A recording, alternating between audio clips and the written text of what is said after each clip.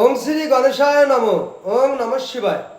তো বন্ধুরা, আজকের দিনের প্রতিটি রাশির শুভ শুভ কি ফল লাভ হবে এবং আজকের দিন প্রতিটি রাশির শুভ শুভ কেমন কাটবে সেই সম্পর্কে খুবই সংক্ষিপ্ত আলোচনা।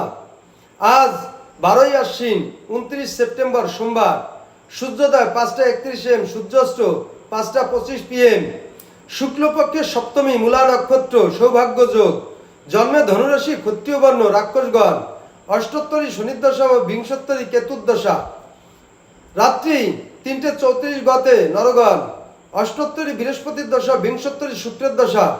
আজকে শ্রী শ্রী দুর্গা দেবীর মহাসপ্তমী পূজা।